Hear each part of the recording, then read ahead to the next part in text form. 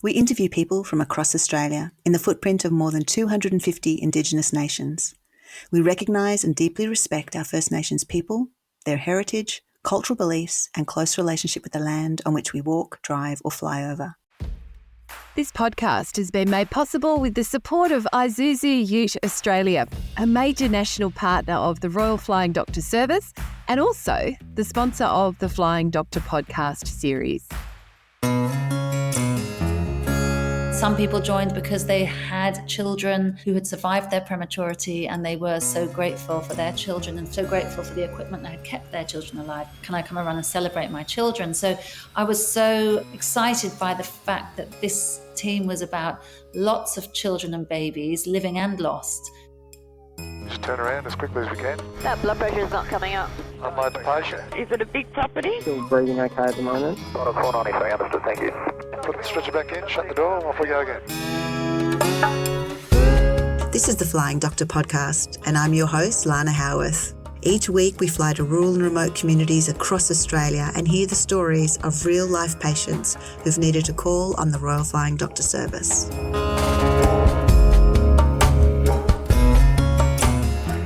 This is a really moving and tough episode of the Flying Doctor podcast, and it may be hard for some to listen to as it involves the death of children. But it is also a story of love and hope. Most regional and rural hospitals just don't have the equipment and facilities for premature babies. So when there is a premature birth, generally the mother and baby are taken straight to their closest tertiary hospital. Last week, I interviewed Jolene Pawson, a wonderful mother in Forbes, New South Wales, who was given a surprise when her baby Indy decided to come way earlier than planned. Jolene told us as part of that interview that she and her husband Jake have been running to raise money for a charity called Running for Premature Babies. And that led us to Sophie Smith, the founder of that organisation. Now, the Running for Premature Babies organisation raises money for life-saving equipment for preemie bubs. So the work that Sophie Smith has been undertaking has benefited families all over Australia and to that degree assists us, the Royal Flying Doctor Service. I'm really pleased to have a chance to chat with Sophie today. G'day. Hi, Lana. Thank you so much. Lovely to meet you. Now, Sophie, you're a Coogee girl. Have you always lived in Sydney? No, actually, I was actually born in Japan and spent my childhood in many different countries around Asia. My parents were British, and I went to boarding school in the UK. I went to university in the UK and came out to Australia at the end of 1999. So I came out to Australia as a primary school teacher. That's great. Okay. And you met your husband, Ash, in 2000, is that right? That's right. A few months after arriving in Sydney, I met Ash actually just before the Sydney Olympics. We had our first date on the night of the opening ceremony of the Sydney Olympics. So the Olympics was extra exciting for us because we were falling in love, busy falling in love. Oh, that's so nice. Yeah. You were married, I think, about 5 years later. We were married 5 years later, that's right. Ash was from WA, from Perth, but living in Sydney. We fell in love and the years went by, and then 5 years later, we got married. A primary school teacher has to have incredible patience, tolerance, and a huge heart. That's what I reckon. I loved being a primary school teacher, and yes, I've always loved children and always wanted to work with children and always wanted to have children of my own and a big family. Once you were married with Ash, what was the plans around family? So we wanted to get going straight away and we wanted a big family, but I was already 35 years old. So I knew that, we didn't have so much time to have too many children, but we wanted to get going straight away. And so 6 months after we were married, we found out I was pregnant and we were absolutely delighted, obviously, over the moon, so excited. And then when I had the results of my pregnancy test and the doctor rang to say, great news, it's positive. And then they said, but we need you to come in for an early scan because the hormone levels are extremely high. We need to just check everything's okay. And we knew that an extremely high hormone level was an indicator of a multiple birth. And so we were secretly extremely excited, thinking, oh my goodness, what if we're having twins? Oh. And so we went along to the first scan and they found not one, not two, but three little heartbeats. You must have been over the moon. Absolutely. It's funny when I think back, at that moment, none of the sort of complications or difficulties or challenges of having three babies at once came to me. I just thought that I was the luckiest person in the world. I thought I'd been blessed.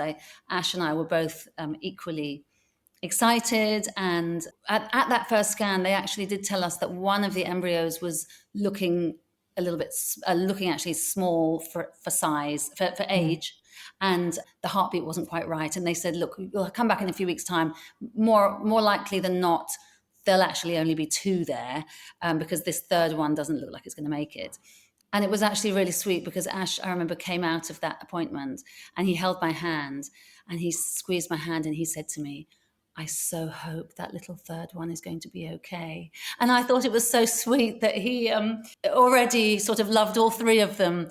And even at that very early stage in the pregnancy. So, but, we were realistic and thought that they'd only be two. But we went back, I think it was 3 weeks later. And there they were, the three of them, all exactly the right size, perfect heartbeats. And yeah, we were thrilled. Now, how did that pregnancy go for you? It was your first pregnancy and there you are pregnant with triplets. That's not easy on anybody. I know that my first pregnancy was hard enough with one baby. I think because I had never been pregnant before, so I didn't know what it was like to be pregnant with one baby. So for me, this was just normal. I remember a stranger coming up to me when I was in Centennial Park and I was in a cafe and saying, oh, how many weeks are you? Because I looked quite pregnant and I was only about 12 weeks. And I was always so excited to say, yes, I'm having three babies. And so I was really proud of being pregnant with triplets and excited. And Ash and I actually planning, we got ready nice and early. We went online and started looking for a triplet buggy. And we found this amazing contraption, which was a little 3-in-a-row buggy. And it arrived and we assembled it and it sat in our hallway at this, awaiting this precious cargo. And it was this real symbol of what was to come. Also at the time we didn't have a dishwasher, we didn't have a dryer, we didn't have a car. We had a crappy old car, so we had to go out and buy all these luxuries that we hadn't had before. So we bought a dishwasher, we bought a dryer. We're thinking these are all essentials that we're going to need if we've got three babies, with all those nappies and mayhem and all those bottles. And we bought a car that we knew that would fit three baby seats. I even entered a competition. I found a competition that Huggies nappies were running to win 6 months supply of Huggies. And the competition was to say in 25, I think it was something like 25 words or less, why you should get the prize. Yeah. So I wrote this poem that I always remember, and it says, first scans find the heartbeat. My scan found three. The shock was enormous. Oh God, oh why me? But now I'm excited and know I've been blessed. I'm busy enjoying my last days of rest. I've bought the essentials, breast pumps and buggies. Now all I need is 6 months of Huggies. And I won the competition. So yeah, I had 6 months supply of Huggies turn up on my doorstep. So we were ready. We were preparing for our lives to be changed completely. I knew that this was going to be, super challenging, having three babies, but I was absolutely up for the challenge. Do you have extended family close by? No, we don't. My family's in the UK and Ash's family was in Perth. Although my mum and Ash's mum both said that they would come over and help us. And, we knew that our friends would step up. As your pregnancy progressed, would you mind talking to me about what happened once you hit sort of the 20-week mark? Yeah, so I did have a few complications between sort of 15 and 20 weeks, but they seemed to be all dealt with. I just had gallbladder problems and a few unusual pains, but everything apart from, but despite, I was actually in excruciating pain for a lot of the time, but we would always have extra scans to check on the babies, and the doctors would always say the babies are fine. There's nothing wrong with the babies. It's just that there's not much space in there, or your gallbladder's been compromised, or whatever. And so it was just so reassuring to know. I didn't mind any discomfort that I was going to have to put up with, just so long as my babies were safe. And they were. We didn't actually know they were boys at the time, but the three little boys were happily kicking about in there. And they were each within their own sack, which made it less complicated. And then when I was 21 weeks pregnant, I'd actually just stopped working. I took early maternity leave. And so at 21 weeks, I was at the supermarket, and I just suddenly, when I was at the supermarket, felt a sort of gush of liquid. But it wasn't anything too dramatic. I just thought I'd had some sort of bladder leak. Suddenly I was like, oh, that's weird. But then I carried on with my shopping and then got in the car. And as I was carrying the shopping bags up to my front door, there was another gush. And this time it was quite significant. And we had been warned that the chances of a premature birth were very high with triplets. But of course, we weren't thinking about that at 21 weeks. So Yeah.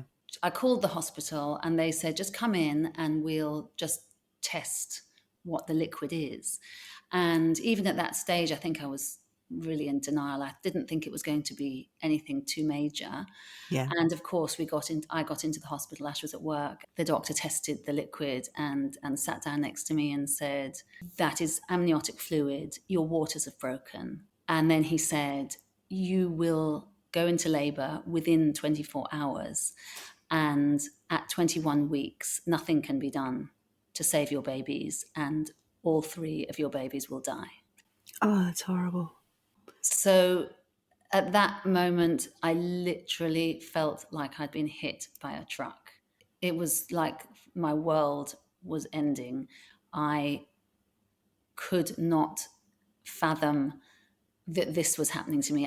This was not my story. It hadn't even entered my mind that I would lose my babies. That had not been even a thought for a second during the pregnancy, even though I had actually read about people who had lost triplets.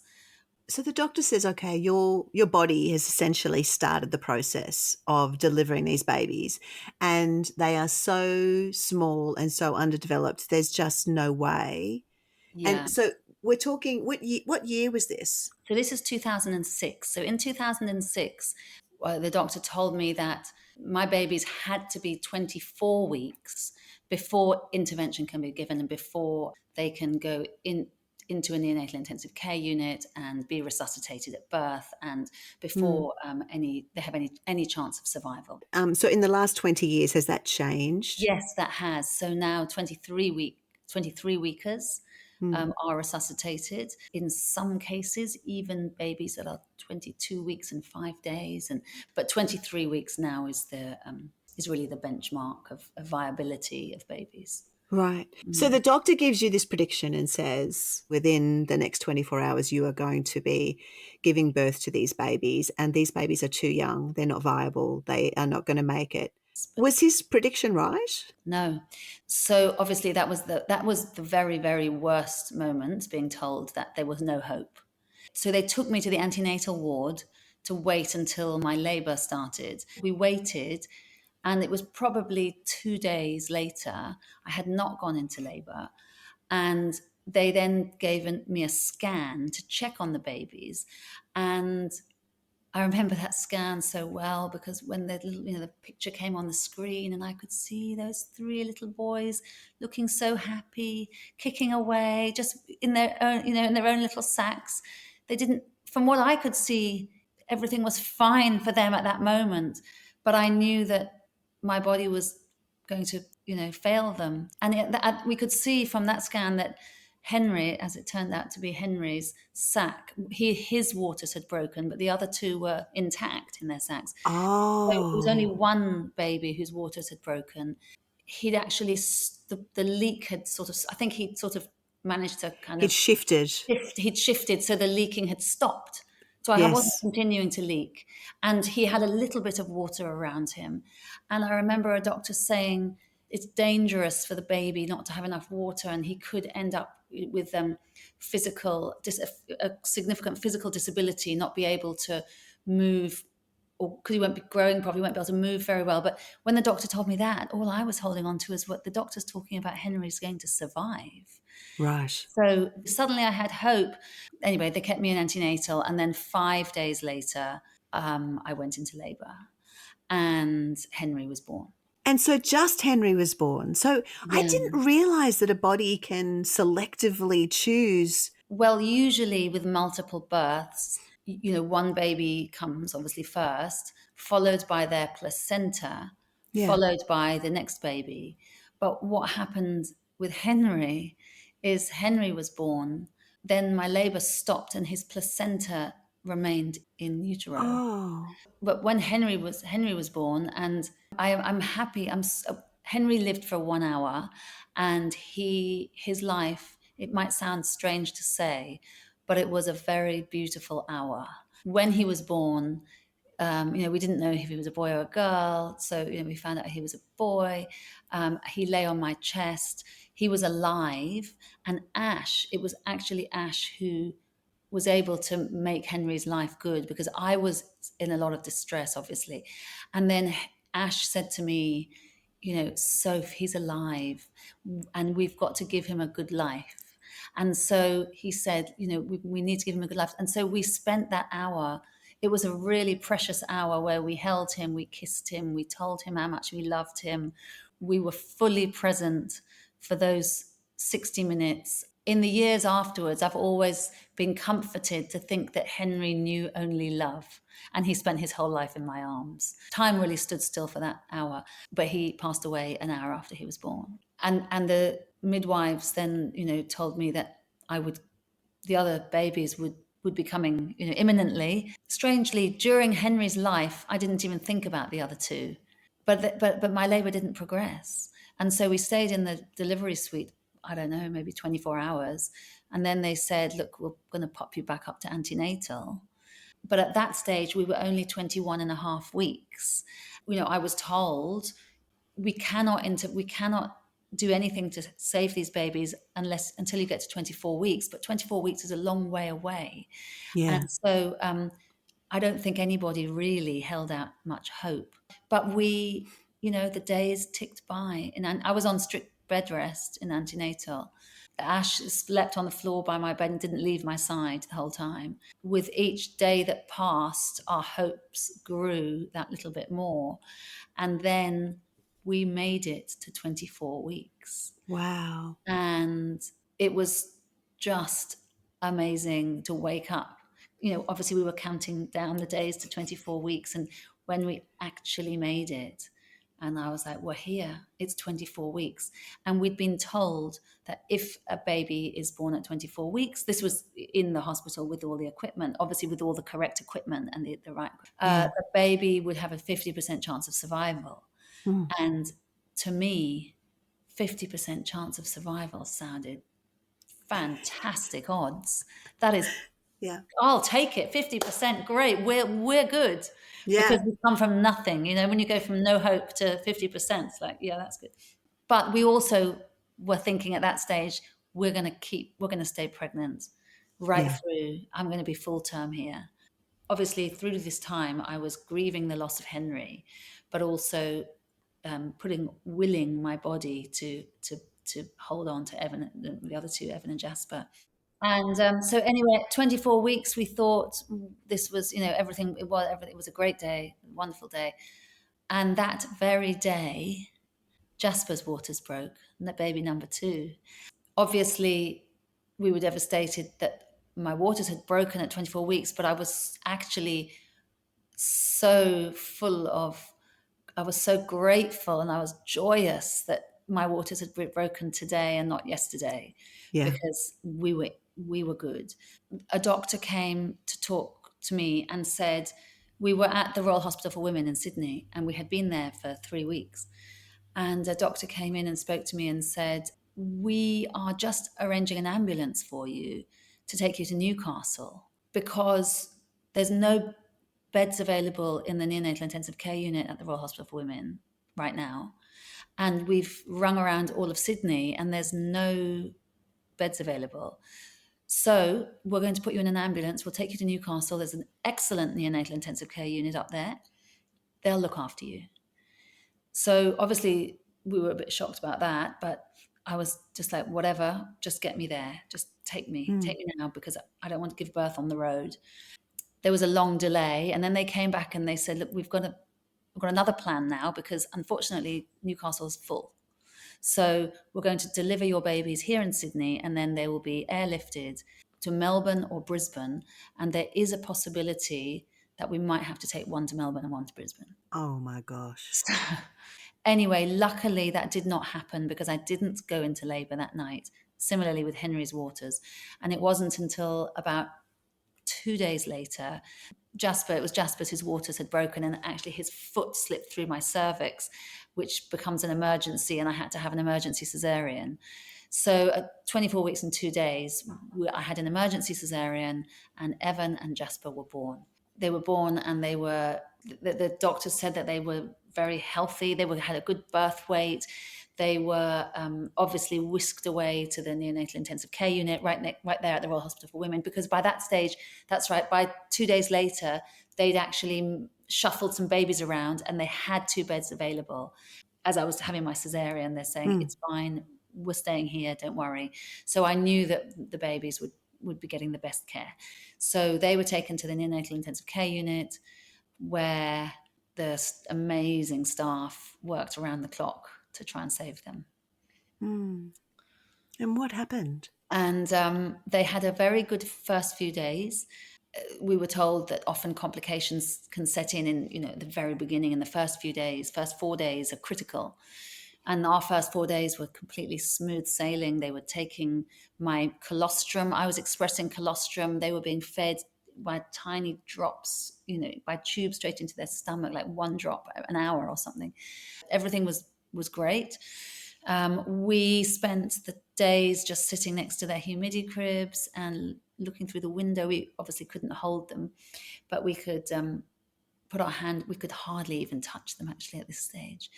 But they were, obviously a 24-weeker. Our eyes are still sealed shut.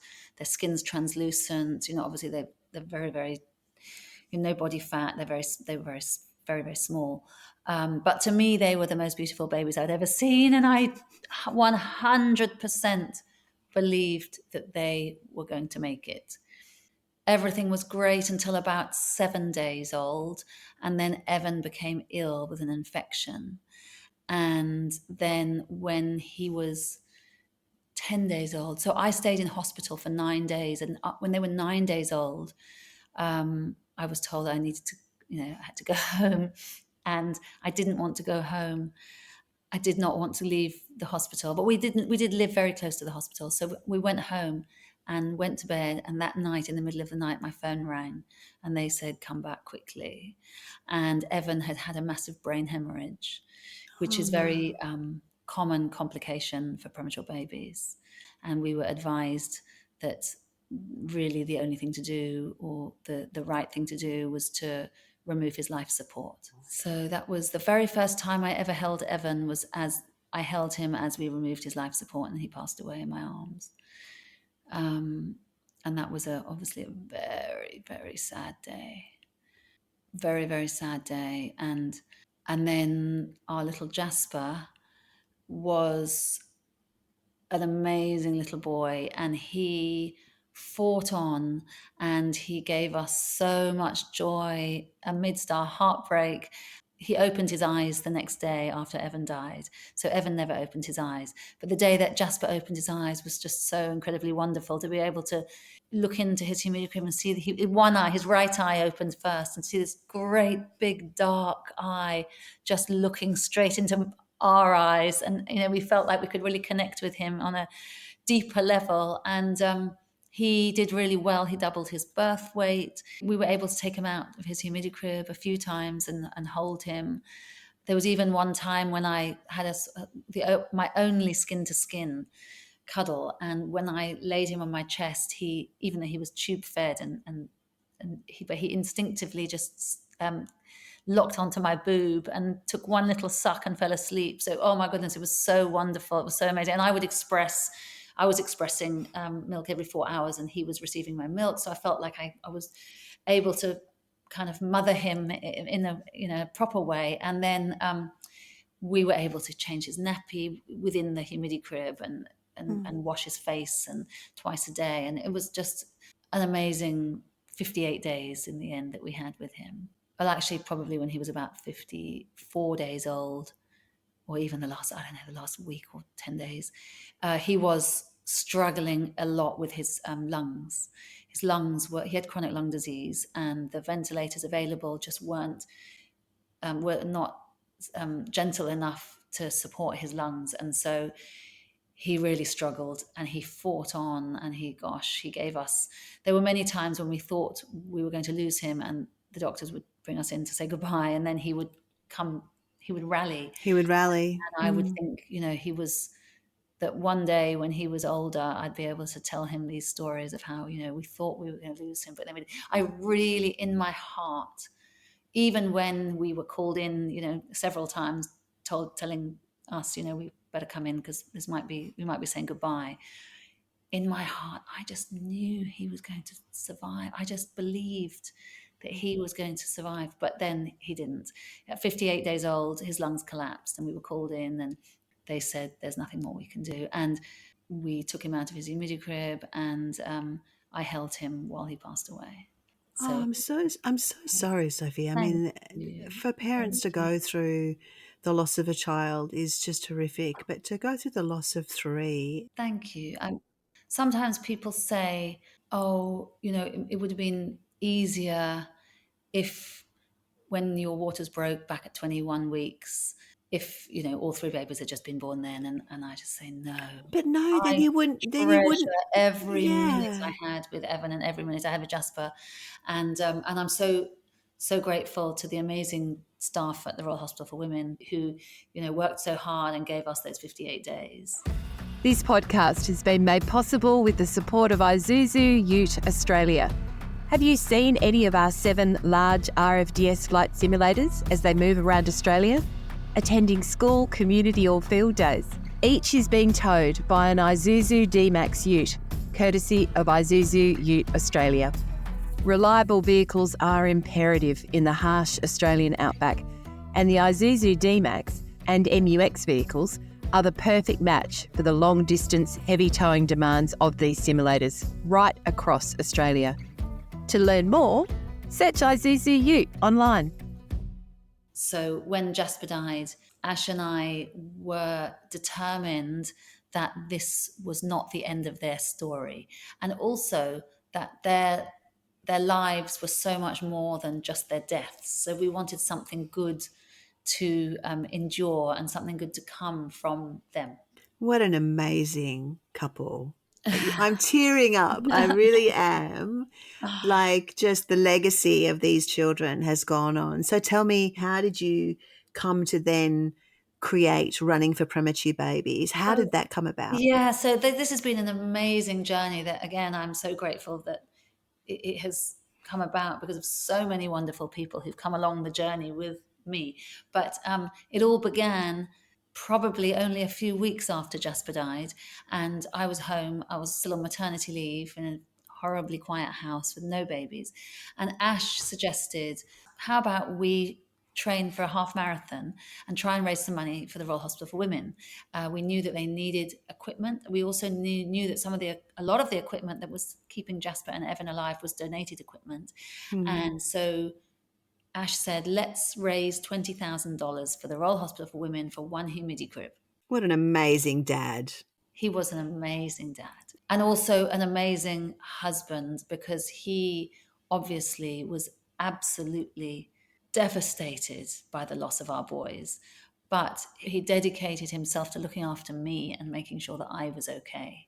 He was determined that I was going to be okay. And so, he really did help me to become whole and heal. And we were determined that our lives together as a couple as well would be joy filled and, happy and fulfilled. We'd lost our boys, but we owed it to them to make sure that our future was good. So, but it all began very small. So Ash just said, let's run a half marathon. I'd never run a half marathon, neither had he.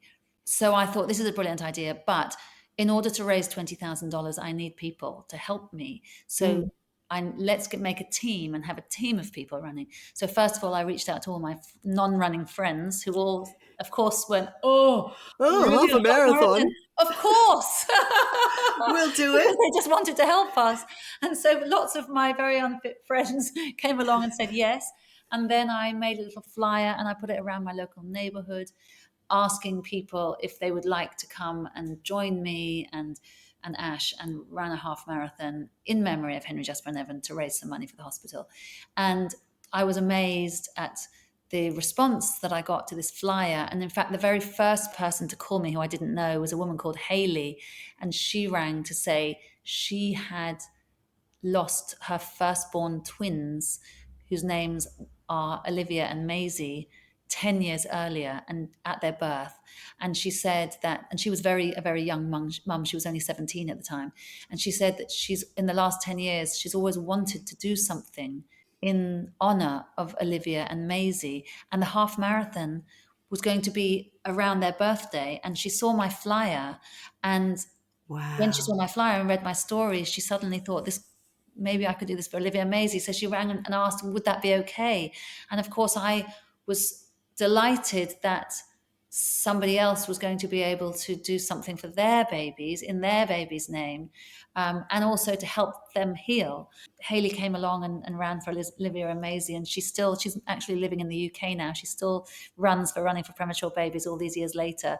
But many people joined. Some people joined because they had children who had survived their prematurity, and they were so grateful for their children and so grateful for the equipment that had kept their children alive, and said, I'd love to come and run. Can I come and run and celebrate my children? So I was so excited by the fact that this team was becoming more than just about Henry, Jasper and Evan. This team was about lots of children and babies, living and lost.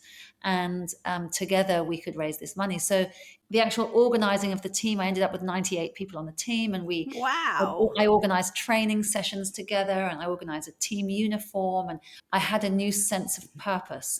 And I knew that I was doing something that was for Henry, Jasper and Evan. So that really got me through those very difficult months. So we ran the half marathon. It was actually exactly 9 months since Evan and Jasper's birth.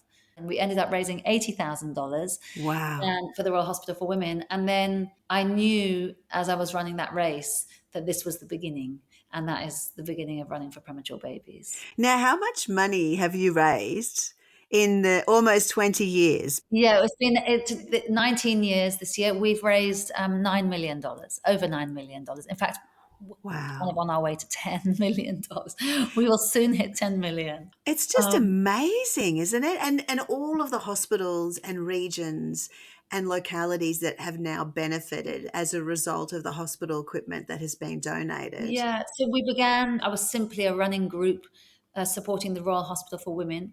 But then Ash and I both, would talk about the fact that we wanted the impact to go further, and we wanted to make a difference to premature babies all over Australia, wherever they are born. And so we created the charity Running for Premature Babies, and we now support hospitals all over the country. We support hospitals in the major cities with big tertiary hospitals who are in need of equipment, as well as the regional hospitals and hospitals in remote and regional areas that have smaller, they might not have a tertiary unit, but they have a special care nursery. And also the equipment for these hospitals, for some hospitals like Orange and Bathurst and many other hospitals, we've been able to give them equipment, which means that more families are able to stay closer to home. Obviously, the babies that are born extremely prematurely have to be transferred out, but for the other babies, some other babies, now they're able to care for babies that in the past they would have had to send back out to Sydney or Canberra. You must be so proud to have created, it's like a snowball. It just keeps growing and growing. It is a snowball, and also it's because of so many people. But really, it's not me. It's the fact that so many people came along and said, yes, I'll do that. And so many people gave us things for nothing and helped us to grow. Our Running Bear singlets, which have become synonymous with running for premature babies, and which on the backs of the shirts have got Henry, Jasper and Evan's little handprints. And I always tell people when they're going to run, that if they're feeling tired in the race, remember they've got 3 little sets of handprints on their back, and they'll give them a push. But we've had 30,000 people wear our shirt and run for us, or walk or ride, and people have taken on enormous challenges, down to 5K fun runs, which might be an enormous challenge for that person. But if people are just doing it doesn't matter if it's a 100K ultra marathon or a 5 kilometer walk. It's the fact that 30,000 people have gone out and have raised a little bit of money each, and together that has added up to $9 million. The flow-on benefit, that how many individual families have been impacted and have benefited as a result of that equipment. Well, it's estimated that 10,000 babies have used the equipment around Wow. the country. It's something like 175 pieces of equipment, but it's equipment from humidity cribs. We have donated some extremely sophisticated, state-of-the-art ventilators, and it's amazing that when I get to meet some of the babies who have used the equipment, because some of the families who've used the equipment then want to come and run and participate in running for premature babies. And so then, I've become very good friends with a lot of these people, and I'm very close to a lot of children who have used the equipment. So it's really, really lovely. It sounds like it's really been a significant part of the healing process for you. Absolutely. I actually feel very grateful to have had this to throw myself into. The charity has enabled me personally to feel like Henry, Jasper and Evan have come with me on the journey, rather than I've left them behind in 2006. It's because of them that, and I get to talk about them all the time, and I love talking about them. They were amazing little people who changed my life, and I'm so proud of them for their legacy. I'm just the lucky one to be their mum. Now tell me a little bit about Owen and Harvey. Obviously, running for premature babies has been a big part of my healing journey, but so have my living children. So 2 years after Jasper died, we welcomed our 4th child, Owen, who was born full term and healthy.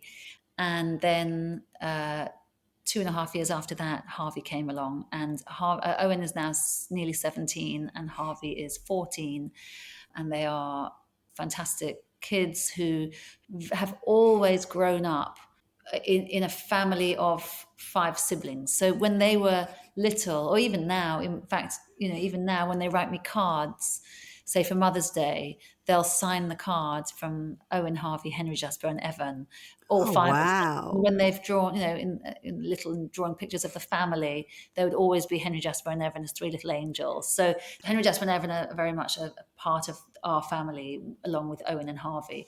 But Owen and Harvey are wonderful. They're very involved with running for premature babies, because it's my life. So they come and they run and they participate, and their friends get involved. And it's really lovely. Well, your 2 sons are just a year under my 2 sons. So I've got an 18 and a 15-year-old. Right. So I've learnt a lot being the mother of teenage boys, and it changes your perspective on things a little bit.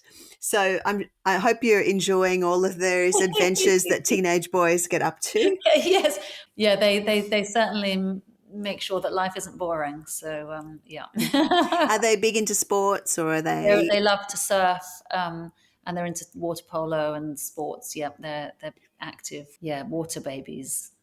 That's great. Well, you live at Coogee, so that's only appropriate. Now, you tragically lost Ash in 2016. Yeah. So when Owen was 6 months old, so just over 2 years after Jasper died, Ash, who was then 35 years old and extremely fit and healthy, suddenly started having terrible headaches. And I have to say that Owen's first 6 months were the most perfect. Ash and I were both besotted with Owen when he came along. And Ash was an amazing dad, wanted to do everything. And of course, I wanted to do everything too, because I felt like it was such a privilege to be able to, actually hold your baby, for example. So we were obsessed parents, and we had a wonderful first 6 months. But then Ash started getting headaches, and when Owen was 6 months old, Ash was diagnosed with a grade 4 GBM brain tumor, which is the very worst form of cancer. Oh my gosh. He needed brain surgery, he needed chemotherapy, he needed radiotherapy. And we were told that even with all of that treatment, he was looking at 1 year to live, and he was 35. How do you manage that as a family with young baby in the house? And Well, I think much like when we were going through everything with Henry, Jasper, and Evan, we held out hope. He approached his illness with so much courage. He was amazing. He said, we have to focus on living rather than worry about dying. And I'm going to live, and I'm going to live well. And so he did. So we actually amazingly ended up with 7 years. And I have to say, those 7 years were really joyous, wonderful, love-filled years. We had Harvey. As soon as Ash started his treatment, we started IVF in order to have Harvey. And Harvey was born, and Ash was in remission. We created some amazing memories. Obviously, when you've got two little, a toddler and a baby in the house, you can't sit around feeling glum. So we just got on with life, and it was wonderful, and it was fantastic. He loved his children so much, and he loved me, and he wanted to be here for us.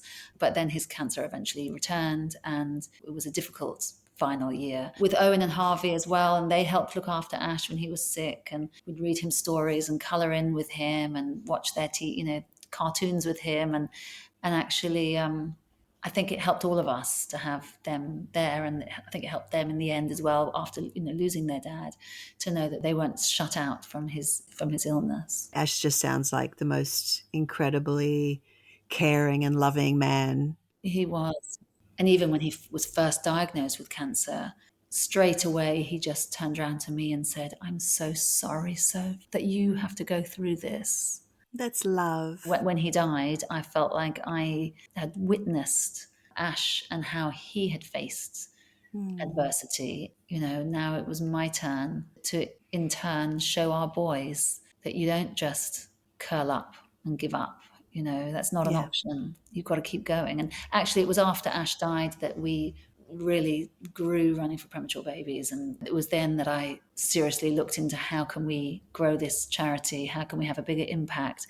I was learning more about hospitals and inequities. We're about to donate a second ambulance to Queensland. We've donated an ambulance to New South Wales, equipment for the ambulance service in Victoria, and also some equipment for the mobile neonatal transfer service in the Northern Territory. So we know that there's so much more work to do, and we know that the role that we're able to play in providing some equipment to these hospitals is making a tangible difference. I am so pleased to have been able to talk to you today, Sophie, because routinely when I get to meet and talk to people on this podcast, I am inspired by people that are just so strong and courageous, and you are right up there with, because it's no matter what has been, I guess, moved in your path or has been challenging in life, I think it is the approach with which we take the day by day, and how do we make it a glass half full instead of a glass half empty, and how do we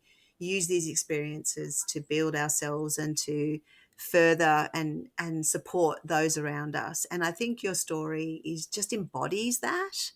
It embodies your lost triplets, but it also embodies Ash and your two current children who are growing into young men now. And I think what they've experienced and the care and love that they've experienced from you and Ash will go on within Owen and Harvey. It's really inspirational. I mean, what I hear in stories all the time of people who come and take part in our event, in our runs, or take up on our Premier Marathon Challenge, and that everybody.